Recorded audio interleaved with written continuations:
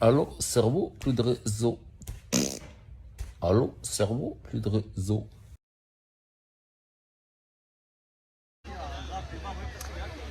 Alors là, derrière ce très beau coucher de soleil, on a la ville de Gaza, qu'on espère voir rasée très rapidement si Dieu veut. Et nous sommes dans une base de Tzanchanim, de parachutistes.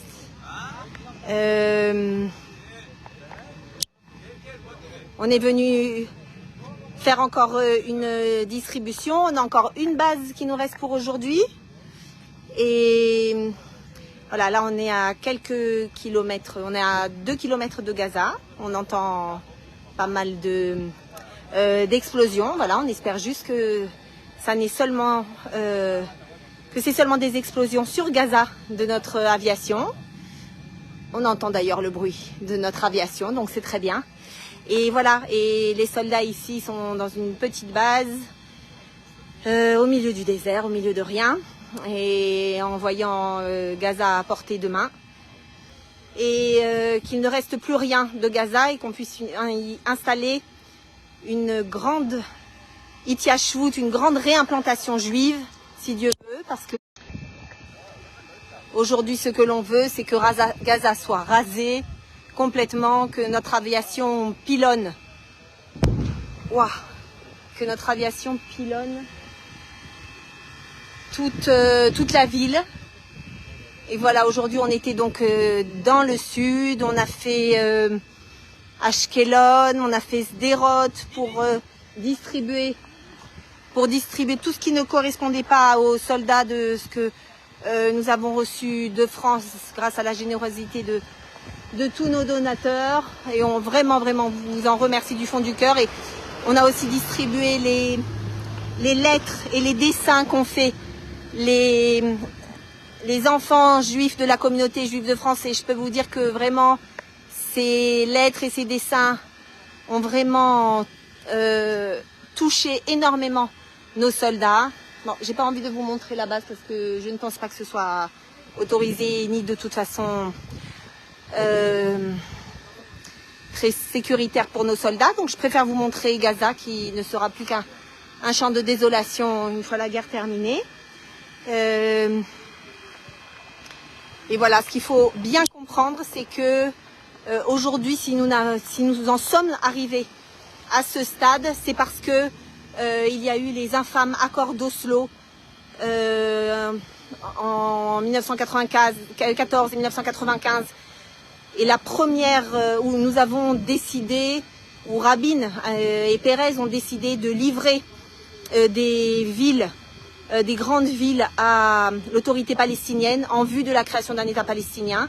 La première étape de ces accords était Gaza, Jéricho d'abord. Et donc c'est ce qui s'est passé. Gaza a été... l'armée d'Israël est sortie de Gaza et en 2005, Sharon a décidé de l'expulsion des Juifs du Gush Katif, ces 8000 Juifs courageux qui habitaient dans la bande de Gaza. Et donc on le voit, c'est ce qui s'est passé également au Liban lorsque nous sommes partis, lorsque Ehud Barak a décidé de nous faire partir comme des voleurs de Gaza, du Liban Sud, en pleine nuit. Eh bien, nous avons reçu le Hezbollah. Et lorsque nous sommes partis de Gaza, eh bien, nous avons reçu le Hamas. Et lorsqu'il y a eu ce qu'on a appelé la Hitnatkut, c'est-à-dire le fait qu'on se soit détaché de Gaza, l'expulsion des Juifs de Gaza, nous avions à l'époque déjà prévenu qu'il y aurait des roquettes qui ne tomberaient plus seulement sur le Gush Katif, mais également sur Ashdod et Ashkelon. Et bien entendu, nous avions tous nos niais qui disaient que c'était complètement illusoire de penser une chose pareille, qu'au contraire, la paix s'établira. Mais il faut comprendre que lorsque l'on se retire de la terre d'Israël, eh bien, c'est la guerre qui nous attend. Lorsqu'on développe chez nos ennemis l'espoir d'avoir un État terroriste supplémentaire, eh bien, c'est ainsi qu'il y a c'est ainsi que s'installe le terrorisme et la guerre, parce qu'ils sentent une faille dans notre droit, dans notre dans la justesse de notre combat, de notre part.